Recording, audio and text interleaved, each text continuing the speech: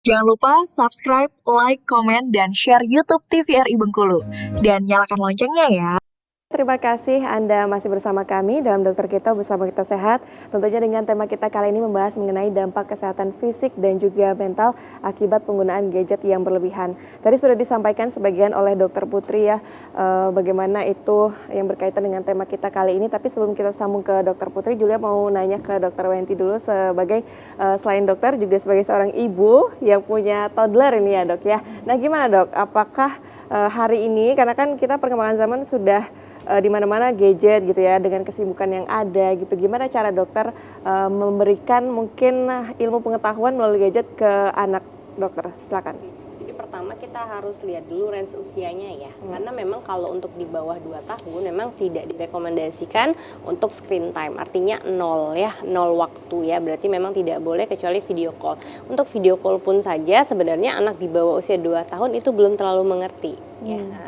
Jadi intinya adalah untuk kalau memberikan gadget ke anak di atas usia 2 tahun dan di bawah 5 tahun, kalau dari saya rekomendasinya adalah tetap harus dibatasi, yaitu maksimal 1 jam dengan diberikan stimulus sesudahnya. Artinya ada feedbacknya. Jadi ketika anak melihat suatu tontonan di layar, itu orang tuanya ada di sampingnya, bukan orang tuanya sibuk sendiri. Jadi bukan pola asuh diserahkan kepada gadget ya, tetap harus didampingi. Ditanya nanti, oh apa yang dilihat, apa yang didapatkan, apa hasilnya. Jangan dia diam, kita sibuk sendiri. Nah itu yang nggak boleh. Dan yang kedua adalah memberikan contoh. Nah, jadi anak-anak itu adalah peniru yang ulung ya.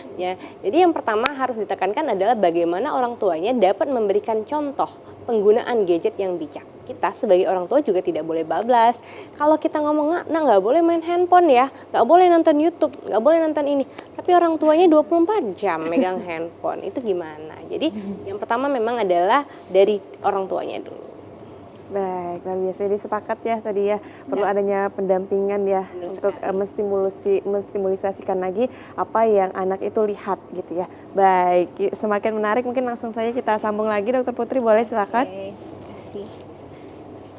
Ya sebenarnya kalau tontonan itu jadi bantuan ya dok ya, untuk kita bisa mengenalkan, oh misalnya kalau lihat hewan, oh ini itu hewan apa begitu ya dok ya. Terus dicontohkan mungkin suaranya seperti apa. Banyak sekali sebenarnya manfaat dari internet ini, tapi itulah kita harus bisa membatasi dan juga bisa menggunakan internet ataupun gadget ini dengan bijaksana.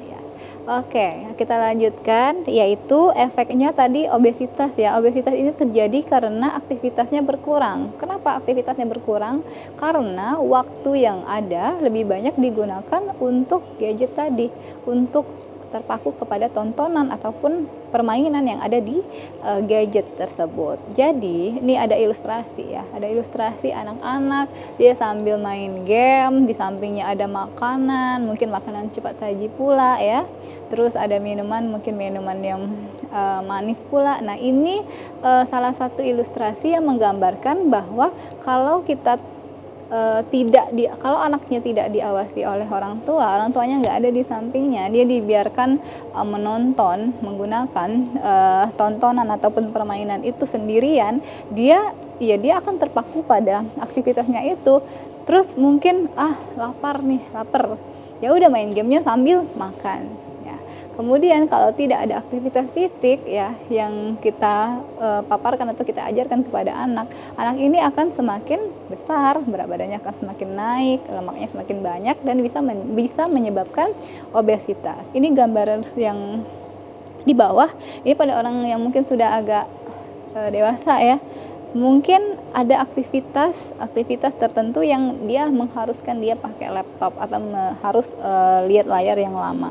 Tetapi biasanya kita kan kalau aktivitas kita lagi padat, kita barengin juga mungkin dengan musik ya kan, semakin lama. Tapi kita tuh nggak sadar bahwa semakin lama pada posisi tubuh kita itu makin lama makin nyender.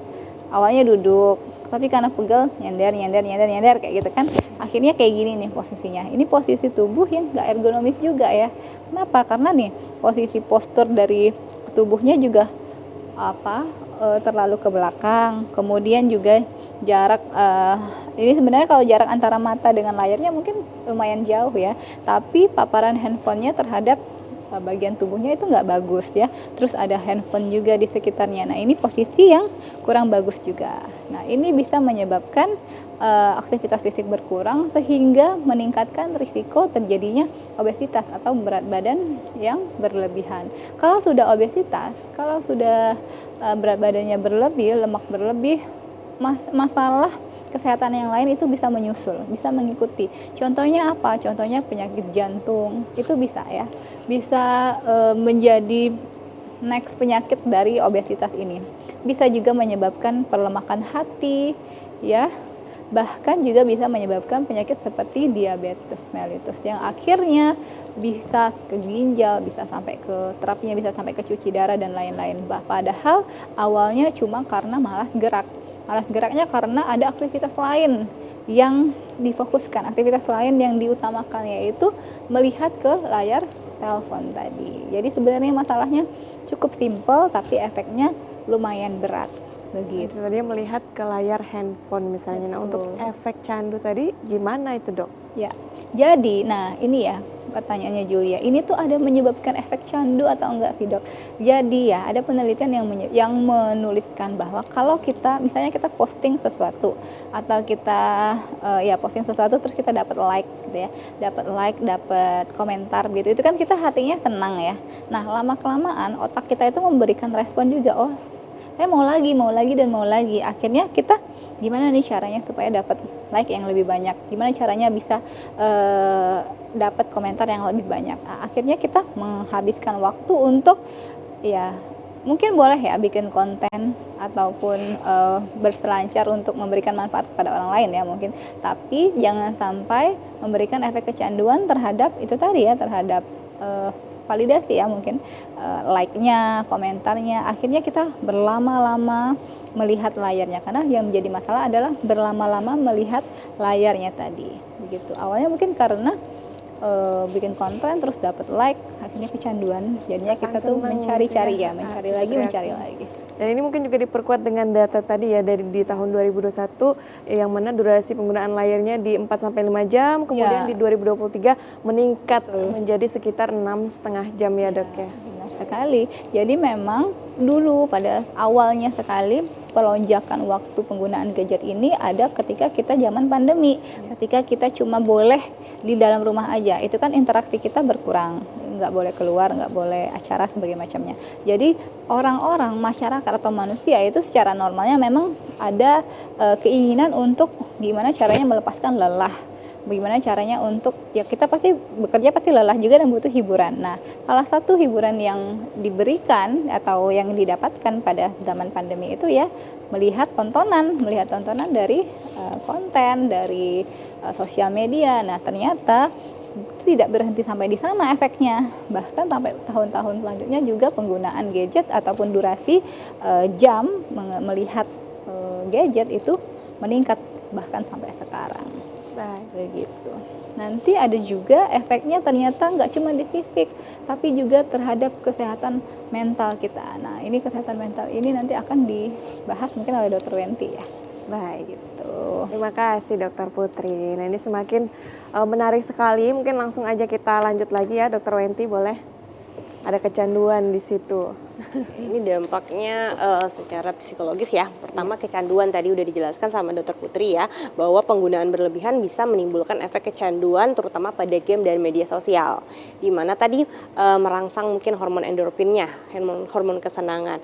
Nah, nanti kalau ada kecanduan tentu ada namanya detox. Nah, nanti ada kita ajarkan bagaimana cara mendetoks digital atau mendetoks penggunaan gadget agar si kecanduan ini tadi bisa teratasi ya.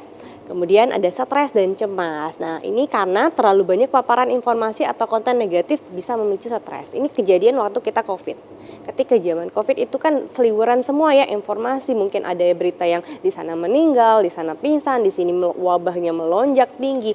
Nah, paparan informasi yang terus-menerus bersifat negatif itu bisa mempengaruhi mental seseorang. Apalagi yang memang punya masalah di gangguan mental atau barrier untuk personalnya itu tipis atau rendah ya. Jadi ini akan bisa menstimulus efek negatif terhadap seseorang. Apa yang ditimbulkan? Bisa stres, bisa cemas. Yang dari awalnya stres dan cemas, akhirnya apa? Bisa mengganggu ke aktivitas fisiknya. Akhirnya tidak mau makan mungkin ya, kemudian mungkin dia tidak bisa bergerak kemana-mana, rasanya kayak gelisah. Dari situ bisa menjadi penyakit ya.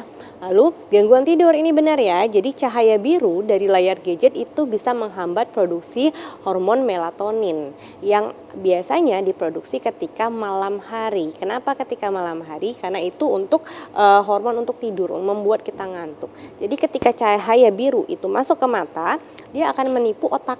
Oh, ini belum malam nih. Jadi hormon melatoninnya akan dihambat produksinya, otomatis tidurnya akan terlambat. Kalau tidurnya terganggu, apa yang terjadi?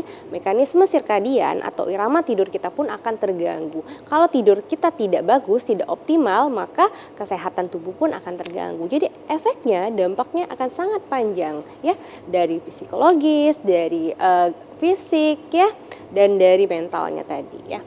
Penurunan konsentrasi, terlalu sering multitasking dengan gadget membuat fokus menurun. Ini sudah terbukti ya untuk anak-anak, apalagi yang usia masih sekolah. Kalau penggunaan gadgetnya terlalu sering dan tidak dibatasi, maka dia akan sulit terkonsentrasi. Terutama anak-anak di bawah 5 tahun itu untuk screen time kenapa hanya boleh 1 jam dan dengan konten edukatif. Kalau kontennya terlalu cepat, stimulusnya terlalu cepat, anak itu kan masih berkembang otaknya ya, dia tidak mampu mengimbangi. Akhirnya apa? Stimulusnya tidak didapatkan. Yang ada malah terjadi gangguan konsentrasi. Anaknya bisa tantrum bahkan ya. Baik dok, kita lanjutkan nanti usai jeda pariwara berikut ya. Pemirsa jangan kemana-mana, tetap bersama kami dalam Dokter Kito, bersama kita sehat.